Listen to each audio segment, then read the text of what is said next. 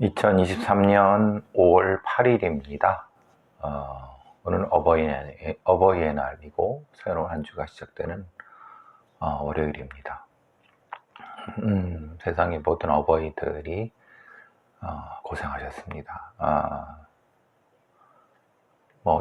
이 한마디 말씀드리고 싶습니다. 자식 키우는 게 그렇게 쉽지 않죠? 자, 오늘은 월요일이라서 그놈 녹음회로 가기 전에 동영상 하나 올리고 가려고 합니다. 제가 지속적으로 범죄 통계, 범죄 정보에 대한 얘기를 몇 번 말씀을 드렸을 겁니다. 국가 데이터, 국가가 관리하는 데이터 중에 의료 정보, 과세 정보, 범죄 정보, 이 세 가지 부분에서 핵심적인 부분이 있다. 사실 의료 정보를 가지고 여러 빅데이터를 통해서 AI 이렇게 하면서 상당히 향후에 막대한 이 생산이라든가 자본이 튀어될 수 있는 보험업계 같은 경우 특히 그렇죠. 과세 정보는 어떨까요? 과세 정보는 다르지 않겠죠. 그런데 과세 정보는 접근하기가 쉽지 않고, 또 마찬가지로 우리나라의 이 재정 경제의 소수 엘리트들이 정보를 독점하고 있어서 제가 몇 번 말씀드렸지만 문재인 정권 말기에 끝날 때쯤에 세수 통계를 세수에 대해서 감추고 이걸 할 수 있는 집단들이죠. 모피아라고 하는 그런 집단들이. 그러면 딱히 모피아라는 집단만인가? 정확하게 세금을 얼마를 걷고 얼마를 집행하고 이런 부분들이 제대로 국회라든가 국민들한테 전달이 되고 있는가? 우리나라 언론이 워낙 썩고 무능력하고 워낙 권력지향적이고 이래서 기자라는 것들이라든가 언론이라는 것들이 결국은 거기에 편승해 갖고 제대로 된 정보를 접근하지 못하고 있고, 오히려 권력에 붙어서, 그러니까 이제 제대로 된 과세 정보 같은 경우를 우리가 알 수 없는, 이건 이제 많이 지적된 바입니다. 근데 다시 한번 이건 제가 몇 번 반복할 겁니다. 앞으로도 계속 반복할 거고, 범죄 정보는 얼마나 접근하고 있을까? 제가 겸손은 힘들다 해서 공장장이 물어보는, 마약 범죄가 이렇게 늘었습니까? 언론에서 떠들고 발생 건수 하면서 마치 대한민국이 무너질 것처럼 떠들어대는데, 마약 범죄가 많다. 근데 언제부터? 어떤 유형으로? 이런 것들이 실제로 얼마나 기본 데이터에 충실한가? 그러니까 전 그래서 모른다. 그거는 확신할 수 없다. 판사는 검사놈들이 지들 멋대로 예전에는 얼마였었는데 지금은 얼마다. 그런데 그게 범죄라고 하는 것이 일종의 자연적으로 발생하는 어떤 것을 그러니까 암수 범죄는 어떻게 하느냐, 그리고 규정하는 범죄는 어떻게 하느냐. 말하자면은 이게 발생은 했지만 탐지가 안 된 것은 이게 카운트로 쳐야 되느냐, 아니면은 탐지는 했지만 수사를 해서 뭉개버린 거는 개수로 쳐야 되느냐. 이게 이제 범죄 정보의 핵심적인 부분입니다. 이거는 뭐와 연결되냐면 경찰이나 검찰, 특히 검찰이나 이런 수사기관이라는 자들이 정치 검찰, 정치 경찰들이 할 수 있는 나쁜 수작들, 말하자면 우리가 이렇게 범죄를 너무 잘 잡고 있다, 너무 우리가 정의롭게 깨끗하게 하고 있다라고 하지만 사실은 모수를 뭉개버리고 사건을 조작하고 숫자를 조작해서 그게 계속 진행해 왔다면 이게 범죄 통계를 믿을 수가 있느냐. 근데 여기서부터 문제 제기가 돼야 되는데, 이거에 대한 문제 제기보다는 이제 아주 구체적이고 가시적인 거, 판결문 공개 비율. 생각해 보시면 2019년도 이전에는 판결문도 공개되지 않았습니다. 거의. 2019년 이전부터는 사실은 이전에는 뭐 특정하게 지들이 이제 뭐 유리한 거 아니면 필요한 거 이것만 조금씩 했지, 2019년부터 민형사 행정 확정 판결문은 대부분 공개되고 있습니다. 전체 판결의 30%입니다. 그러면은 나머지는 뭐냐? 나머지 70%는 왜 공개를 못하느냐? 그러니까 미확정이거나 아니면은 다른 어떤 이유가 있어서. 근데 그런 것들은 왜 공개를 못하느냐? 그리고 공개를 한들 검색 제한이라든가 아니면 돈을 내는 거라든가 아니면 이런 것들, 그냥 그 키워드 검색 정도로 되고 있는, 이거는 왜 그러느냐? 그리고 이게 이제 그림 파일로 제공이 돼서 기계로 판독이 안 돼서 빅데이터로 이른바 이제 학습이 축적될 수 없는 데이터라고 하면 이게 무슨 의미가 있느냐?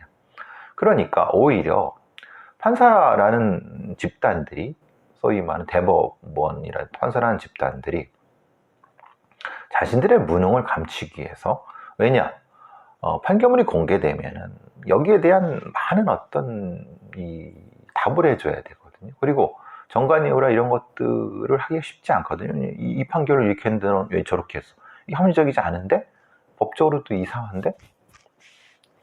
그런, 말하자면 이런, 그러니까 어떻게 보면 물론 세계 모든 나라들이 다 판결문을 다 100% 공개한다고 볼 수는 없습니다. 그런데 기본적으로 공개를 원칙으로 하고 대부분 공개를 한다. 이렇게 된 이유가 뭐냐면, 이제 IT 전문 출판업체 한빛미디어 이사회 박태웅 의장이라는 사람이 뭐 뉴스공장이나 겸손은 힘들다 거기 나와서 여러 좀 아픈 얘기들을 하고 있으니까, 기존에 기득권 가진 인간들한테, 집단들한테 보기에는. 그래서 MBC 라디오 인터뷰에서 한국에서는 챗 GPT 같은 인공지능 서비스를 만들 수 없다. 왜? 법률 분야에서 판결문 공개 비율이 0.3%라 데이터 학습에 걸림돌이 되고 있다. 이거가 나온 이후에 제가 또 비슷한 그 동영상을 만들어 갖고 올렸습니다. 지금 말씀드린 핵심은 판결문 공개가 아니다.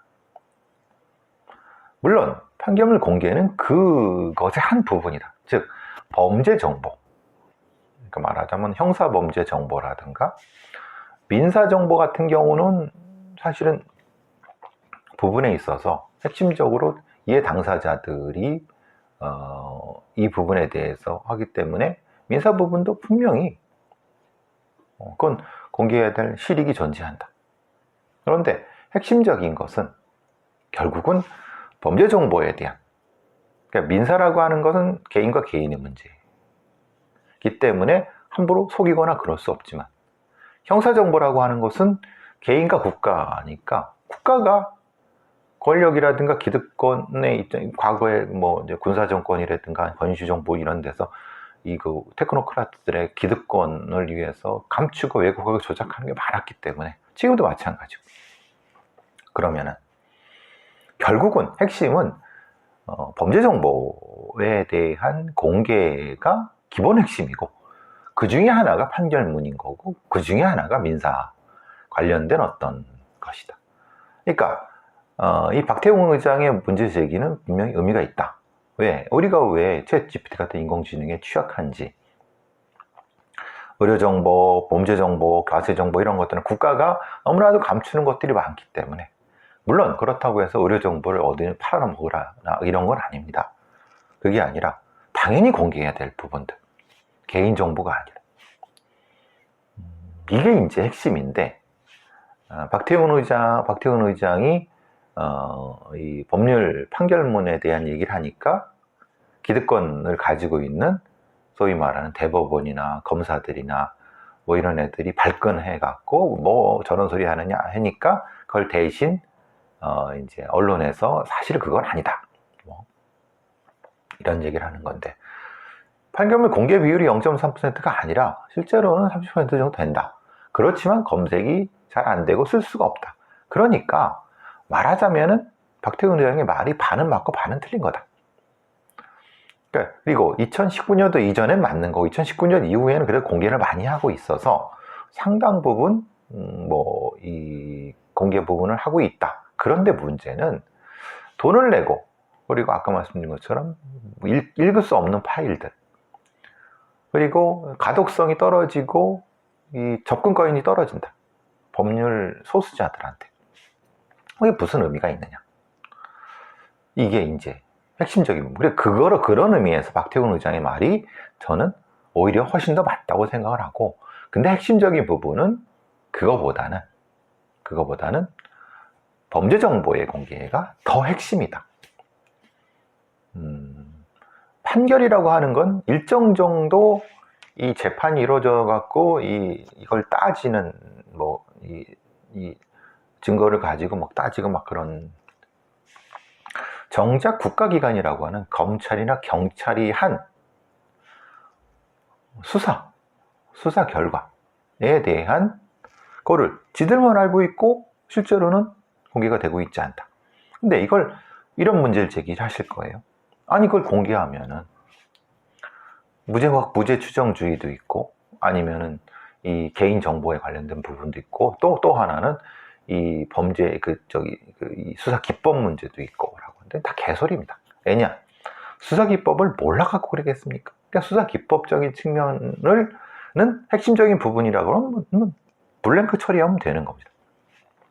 그것 때문이라고 하는 건 웃긴 소리고, 그리고 거기서 공개될 수사 기법이라고 하는 건 사실 의미가 없습니다. 왜? 수사 기법은 다 공개가 돼 있어요. 다.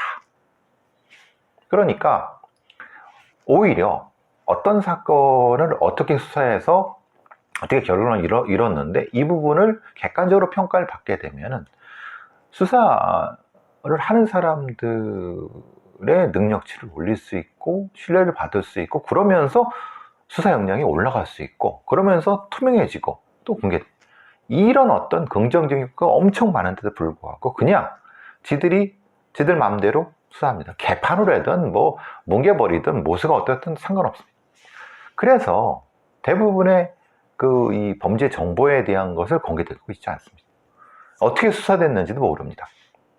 다만 지들이 수사를 대충 잘했다고 하는 건 언론에 공개해 갖고 막 하지만은, 이게 이제 그러면은 피의 사실 공표죄냐?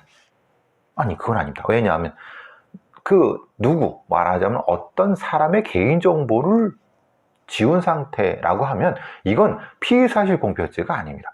왜냐하면 피의 사실이라고 하는 것은 일정 정도 이 수사 결과라고 하는 것 정도를 제공하는 거기 때문에 이게 반드시 맞다 틀리다라고 할 수 없어요. 일단 경찰은 이렇게 수사했다, 검찰은 이렇게 수사했다, 그러니까 국가기관 이런 행위를 했다라고 하는 것이기 때문에 이것이 맞다 틀리다라고 확정할 수가 없고, 그럼 그 어떤 개인이 범인이다 범인이 아니다를 여기서는 알 수가 없는, 왜냐하면 그 개인의 신원은 블랭크 처리하면 되는 거니까요.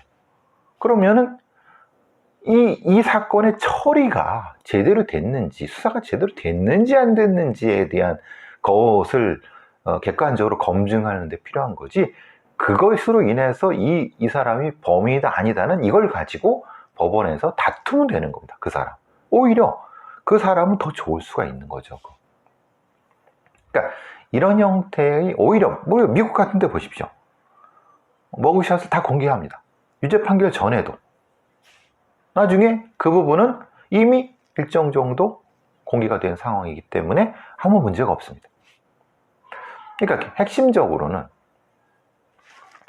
국가기관이 엄청난 예산을 가지면서 엄청나게 이 상황을 통해서, 수사를 통해서 이게 객관적으로 했는지 공정하게 했는지를 제3의 기관, 그리고 국민들한테 낱낱이 그렇다고 해서 이게 수사 기록이라고 하는 게 뭐 지금 한 걸 바로, 어제 한 걸 바로, 이건 아니죠. 이건 뭐냐면 수사를 했으면은 1년 지나고 2년 지나고 3년, 그럼 대충 대략 그 재판이 들어가면 3년 내엔 다 끝납니다. 재판이. 아주 특별한 거 빼놓고. 그러면 기한을 정해서 3년 이후에 수사 기록은 공개한다. 이런 식으로 하면 되는 거. 아니면 그게 더 어려우면 5년 지나면 공개한다. 아니 10년 지나면 공개한다. 이런. 10년까지는 그러면 5년 지나면 공개. 이런 식의 어떤 딱 규정을 두면, 생각해 보시죠. 미국의 CIA도 그 민감한 정보도 30년 지난 다음에 다 공개합니다. 근데 대한민국의 검찰이나 경찰, 지들이 뭐라고 이걸 공개하지 않습니까? 지들이 수사한 엄청나게 많은 양은 다 그냥 쓰레기통이 되고. 근데 웃긴 건 그런 거예요. 제가 늘 말씀드리지만, 소위 말하는 총경들, 뭐 저 고위 간부급 놈들은 지가 한 사건이라고 지가 지 박사학위 논문, 석사학위 논문에 지가 사례라고 써요. 그거는 했습니까? 지가 무슨 지 월급 받아서 한 건데, 웃긴 놈들이라는 거예요. 그런 거는 제 마음대로 쓰고, 실제로 범죄 정보는 공개하지도 않아. 공개를 하지 않으니까 이놈들이 어떻게 수사했는지, 어떻게 개판 쳤는지, 뭐 했는지도 모르는 거예요. 그러고 나서 이제 이게 뭐 수사를 잘했다 못했다. 특히 검사 애들이 되게 잘하는 짓이죠. 지들이 되게 정의롭고 되게 뭐 열심히 하고 뭐 범죄 수사에서 뭐 사약 수사에서 제일 잘했다고 꼴값을 떠는 거죠. 아니 구체적으로 뭘 어떻게 했는지를 모르고, 원래는 이랬는데 이거에 대한 과정을 모르는데 지들이 어떻게 했는지 어떻게 하면 그냥 믿으라는 거잖아요. 그러니까 특수부 검사들이 인지수사를 되게 잘했어? 아니면 뭐 형사들 되게 잘했어? 아니 데이터를 모르는데 지들이 그렇게 떠들어봤자 무슨 의미가. 경찰도 마찬가지. 그러니까 수사기관이 투명하지 않은 거. 이게 이제 제가 지금도 싸우고 있지만 앞으로도 평생의 과업으로서 싸워야 될 일입니다. 수사기관의 수사기록을 공개하고 투명화하는 거, 객관화하는 거. 그래야지 수사관들의 역량도 높아질 수 있고, 뭐 연쇄살인범을 지가 저 잡긴 잡았는데 이거 어떻게 잡았는지도 모르고 그냥 대충 연쇄살인범이 무슨 소리를 했다라고 방송 나와서 떠드는데, 실제로 그거는 연쇄살인범은 안 한 거잖아요. 연쇄살인범은 평소에 그 감옥에 있고, 아니면 지금 죽었거나 아니면 그죠? 근데 걔가 그런 소리를 했대. 그걸 어떻게 믿어? 지가 떠드는 거지. 이런 황당한, 무슨 뭐 형사라는 애들도 무슨 사건을 해서 나왔다고 해서 막 했다고 하지만 실제로 그게 제대로 했는지 맞았는지 어떻게 알아요?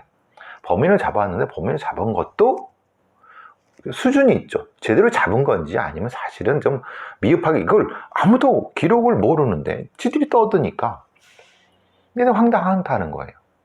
그러니까 그런 비슷한 방송 프로그램이나 예능에서 떠드는 자들을 전 너무 경멸합니다. 그러니까 물론 그 사람들이 그걸 결정할 권한이 있는 건 아니지만 최소한 기본적인 양심 자체가 없다.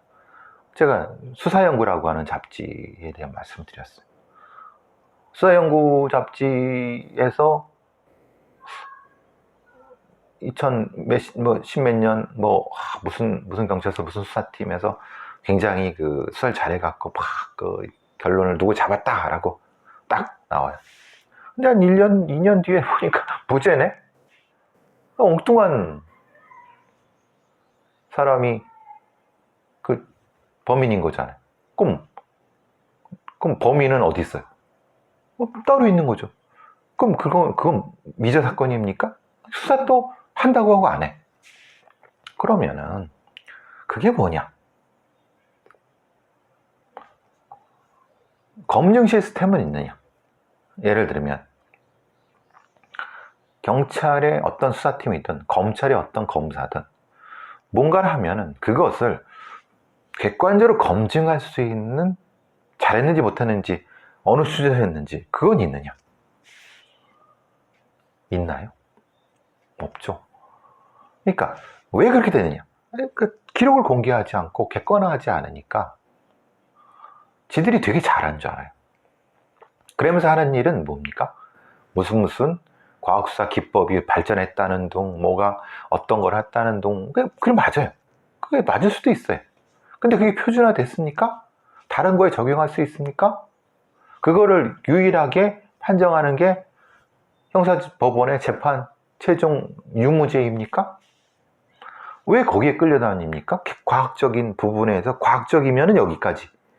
과학은 과학인 거고 판결은 판결인 거지. 안 그렇습니까? 그러면은 항상 그러니까 과학수사하는 사람들 아니면 뭐 이게 소위 행동증거 찾는 프로파일링이든 뭐 이런 범죄 수사하는 사람들이 등신 취급받는 거죠. 그거를 알면서도 그러니까 한국의 과학수사라든가 이 수사기법이 발전할 수가 없습니다. 지들은 되게 발전했다고 하고 뭐 그거 발전한 거 뭐가 발전한지 보십시오. CCTV 보는 거 아니면 뭐 어디 차량 추적하는 거 그거는 수사 기법이 아니라 과학이 발전한 거죠. 그걸 거기다 넣은 거죠. 법보행 기법 뭐 이런 것들. 실제로 수사하는 사람들의 수사 기법이라든가 수사 능력이 올라갔는지를 봐야죠. 그게 핵심이라는 겁니다. 물론 그게 결합돼서 결과가 나타나지만 즉 말하자면 범죄 정보를 얼마나 투명하게 객관화할 수 있느냐. 지금 당장은 아니라 하더라도 지금 수사를 했고 재판에 들어가서 재판이 결론이 났어. 그게 유죄가 났든 무죄가 났든 뭐가 났든 그러면 그 이후에 어느 일정 시간 이후에 5년이든 3년이든 이후에 그 수사 기록을 공개를 물론 이렇게 얘기하는 사람도 있습니다. 그 범인이 수사 기록에서 이제 최종 유죄 확정된 범인 수사 기록에서 어떤 모순된 점을 발견해갖고 재심 신청으로 당연히 그러라고 있는 거예요. 그렇게 해야지 투명하고 엄격하게 물론 거기에서 초기에는 힘든 부분도 있겠죠. 당연히 근데 그것이 전체 형사사건이나 전체 형사사건은 한국의 수사기관의 신뢰성과 능력을 올리는데 핵심적인 기제로 작용할 수 있다는 거예요. 제가 평생의 과업으로 생각하는 것이 범죄정보입니다. 제가 늘 말씀드리지만 이것이 해결되지 않고는 어떤 수사 뭐 했다는 어떤 놈이든 뭐 지가 뭐라고 해도 다 개소리다. 지가 한 거, 그건 지가 한 거지 객관적으로 검증할 수 있어? 검증되지 않은 게 무슨 과학이야? 지가 혼자 자유행위지. 그거는 말도 안 되는 겁니다. 여기 이제 연합뉴스에 떠갖고 잠깐 말씀을 드렸었고 오늘 사실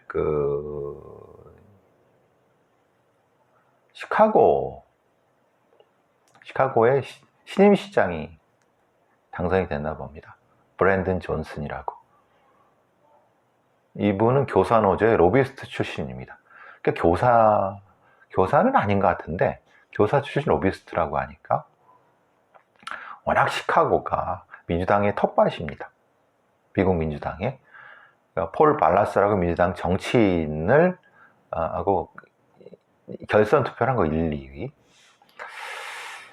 사실 시카고라는 데는 굉장히 미국의 노동운동과 밀접한 관련이 있고 시카고 헤이마켓에서 벌어진 1886년 5월에 폭발 사고를 빌미로 노동운동 지도자들이 사형을 선고한 사건이 발단이 돼 갖고 미국의 5월 1일 메이데이가 유래가 된 거죠. 미국 노동운동, 19세기 노동운동의 본산이라고 할 수 있습니다. 시카고가. 지금도 사실 그렇고 이후 시카고는 세계 사회운동의 중심지 중에 하나인 거고 60년대에는 흑인해방운동과 관련 있는 블랙 팬서당이 있었고요.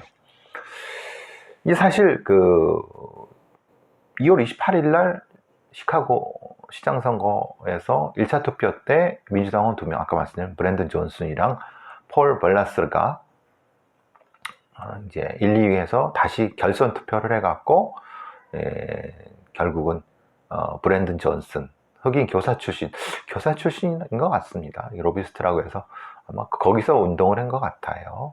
폴 발라스는 민주당 주류고 브랜든 존슨은 흑인 교사 출신인데 이제 당선이 됐어요. 4월 4일날 결선 투표를 해서 사실은 폴 발라스가 될 줄 알았는데, 그러니까 주류 정치인이 될 줄 알았는데 그게 아니라 브랜든 존슨이라고 하는 교원 노조인 흑인 교사, 흑인이자 교사 출신의 브랜든 존슨이 됐어요. 굉장히 어떻게 보면 굉장히 센세이션한 겁니다. 왜냐면 2010년 버니 샌더스 돌풍 이후에 이 정도로 흑인 교사 출신의, 민주당도 정통 무슨 정치인 출신이 아니라 가장 좌파적이라고 이제 되고 일컬어지고 있는데, 문제는 이런 거예요. 시장이 4월 4일날 됐는데 4월 15일날 시카고 도심에서 청소년들의 폭동이 일어났어요. 무려 1000여 명이라는 청소년들이 자동차에 불을 지르고 도시를 장악하자라고 하는 거에 갖고 막 했어요.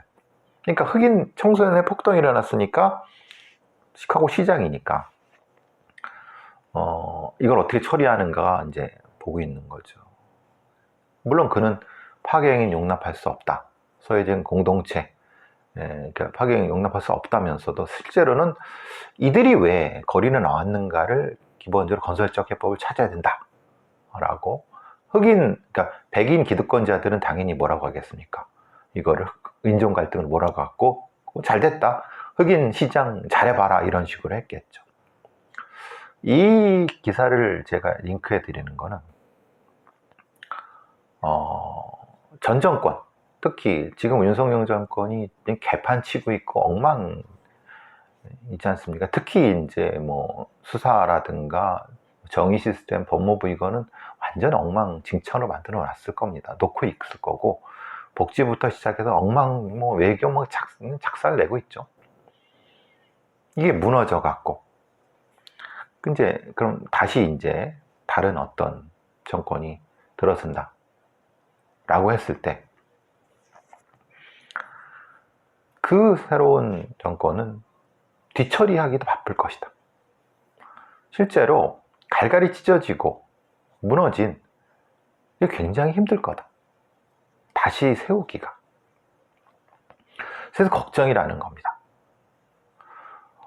진보파가 선거 승리 후에 맞이해야 될 시련은 가공할 게 힘들 것이다. 윤석열 정권 이후에 정권은 뭔가 박수받고 굉장히 환호와 이런 거보다는 구조, 재건, 회복, 찢어지고 갈갈이고 갈등 있고 이런 것들을 하기도 힘들 것이다. 그래서 그거를 대비해서 차근차근 사람을 만들어 두고, 그걸 대비할 수 있는 사람과 시스템을 준비하고, 이게 사람 하나 바꾸는 것보다 훨씬 더 중요하다. 왜 윤석열 정권이 탄생했는가에 대한 근본적인 숙고를 해야 된다. 문재인 정권이 엉망을 만들어 놓은, 개판 만들어 놓은 것 때문에 반문재인 정서가 결국은 윤석열을 탄생시켰다고 하면, 그걸 극복하기 위해서 단지 윤석열이 아니면 돼 라고 하는 것만으로 안 된다. 시스테믹하고 차근차근하고 뭔가 대안을 제시할 수 있는 재건 구조, 그렇지만 고통스러울 것이다. 그게 핵심입니다. 그걸 생각하지 않으면 윤석열이 아니라 윤석열이 누가 바뀌어도 또 혼란이 될 것이다. 그래서 준비가 필요하고 대안이 필요하다 라고 하는 겁니다. 그럼 물론 각각에 대한 대안도 필요하지만, 제가 정치 얘기는 하지 않지만 무조건 윤석열을 바꿔야 된다라고 하는 것에 경도돼서 민주당이라든가 지금 정치권에 대한 어떤 감싸기, 쉴드 치는 사람들이 있는 것 같아서 한 말씀 드려봤습니다. 오늘도 좋은 하루 되세요.